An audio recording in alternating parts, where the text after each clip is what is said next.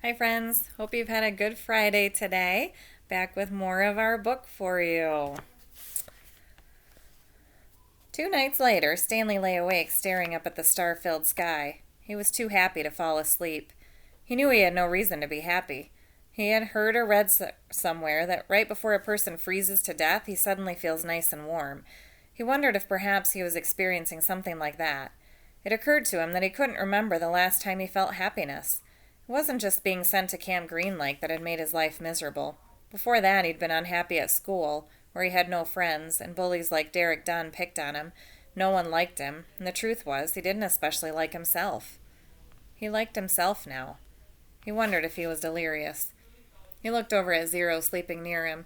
Zero's face was lit in the starlight, and there was a flower petal in front of his nose that moved back and forth as he breathed. It reminded Stanley of something out of a cartoon.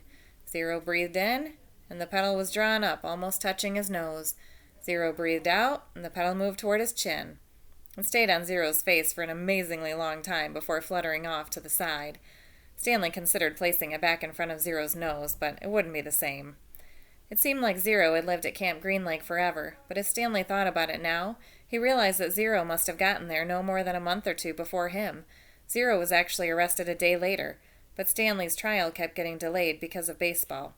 He remembered what Zero had said a few days before. If Zero had just kept those shoes, then neither of them would be here right now.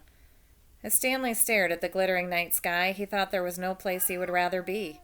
He was glad Zero put the shoes on the parked car. He was glad they fell from the overpass and hit him on the head.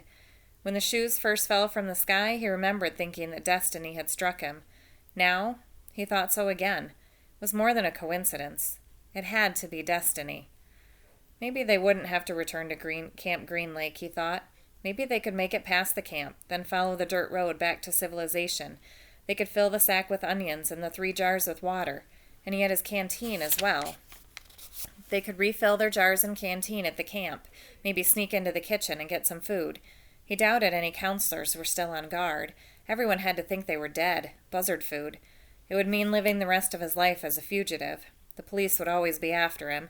At least he could call his parents and tell them he was still alive, but he couldn't go visit them in case the police were watching the apartment. Although if everyone thought he was dead, they wouldn't bother to watch the apartment. He would have to somehow get a new identity. Now I'm really thinking crazy, he thought. He wondered if a crazy person wonders if he's crazy. But even as he thought this, an even crazier idea kept popping into his head. He knew it was too crazy to even consider. Still, if he was going to be a fugitive for the rest of his life, it would help to have some money. Perhaps a treasure chest full of money. You're crazy, he told himself. Besides, just because he found a lipstick container with a KB on it, that didn't mean there was treasure buried there. It was crazy. It was all part of his crazy feeling of happiness. Or maybe it was destiny. He reached over and shook Zero's arm. "Hey, Zero," he whispered. "Huh?" Zero muttered. "Zero, wake up." "What?" Zero raised up his head. "What is it?" "You want to dig one more hole?" Stanley asked him. Chapter 43. "We weren't always homeless," Zero said. "I remember a yellow room." "How old were you when you—" Stanley started to ask, but couldn't find the right words. "Moved out." "I don't know. I must have been real little because I don't remember too much. I don't remember moving out. I remember standing in a crib with my mother singing to me.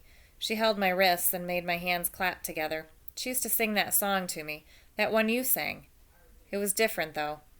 Zero spoke slowly, as if searching his brain for memories and clues.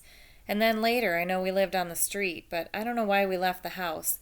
I'm pretty sure it was a house and not an apartment. I know my room was yellow." It was late afternoon. They were resting in the shadow of the thumb. They had spent the morning picking onions and putting them in the sack. It didn't take long, but long enough so that they had to wait another day before heading down the mountain. They wanted to leave at the first hint of daylight so they'd have plenty of time to make it to Camp Green Lake before dark. Stanley wanted to be sure he could find the right hole. Then they would hide by it until everyone went to sleep. They would dig for as long as it seemed safe and not a second longer, and then, treasure or no treasure, they'd head up the dirt road. If it was absolutely safe, they'd try to steal some food and water from the camp kitchen.